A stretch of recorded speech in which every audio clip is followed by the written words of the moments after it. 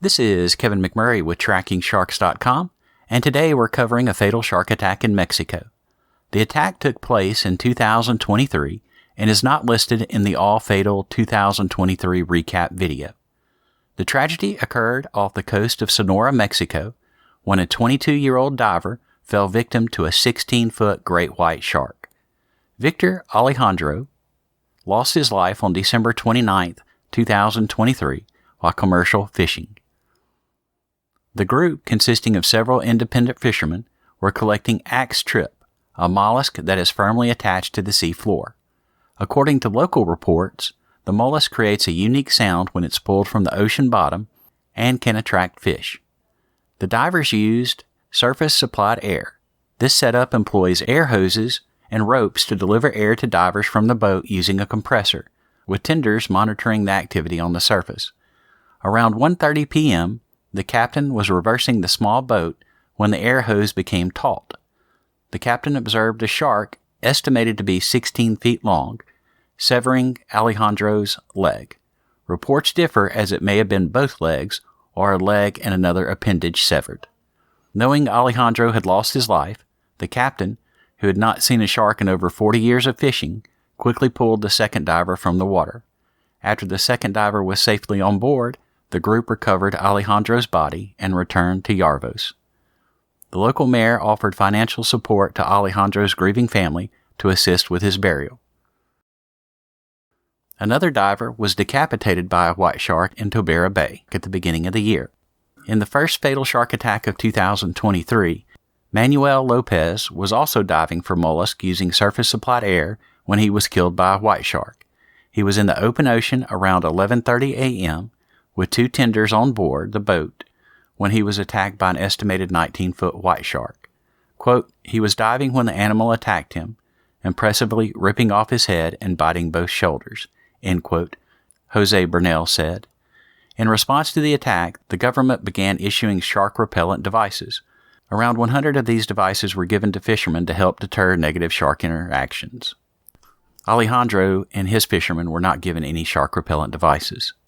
Sadly, these are not isolated events. Victor Estrella, 56, was diving for scallops on February 12th off Sonora when he was killed. He was also using a surface-supplied air source when his diving tender saw the hoses moving erratically and began pulling his partner from the seabed. As Estrella neared the surface, the tender had to fight off a large white shark that was biting his friend. Unfortunately, the shark fatally wounded the man. In December 2018, another diver was killed as he jumped in the water. Nahim Aguilera was killed as soon as he entered the water. His friends saw him floating on the surface and were afraid he was having a medical emergency.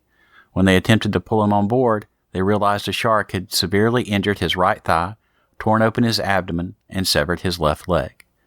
In addition to the fatal injuries, photographs of his body appeared to show a dislocated shoulder and injuries on his left hand, indicating he may have tried to fight the shark.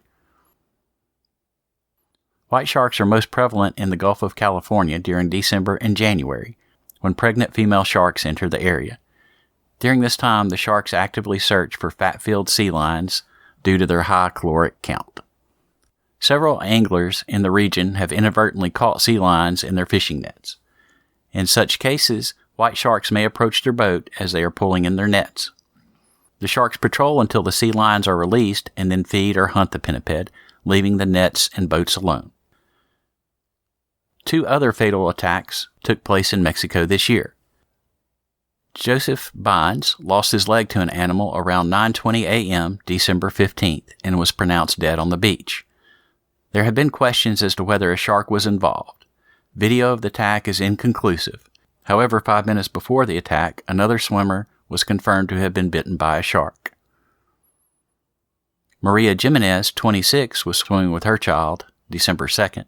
Martinez and her 5-year-old child were about 75 yards from the beach near a giant inflatable swim platform when they spotted a shark. As Martinez bravely placed her child on the platform, she was bitten, suffering a large wound to her leg near the hip. Photos show the woman lost her leg right at the hip. indicating a large shark or multiple strikes by an aggressive shark. Our thoughts and prayers go out to the families affected by these tragic events. Would you dive in that area? What if it was your only means of support? Let us know in the comments. If you found this video informative, be sure to give a like and subscribe.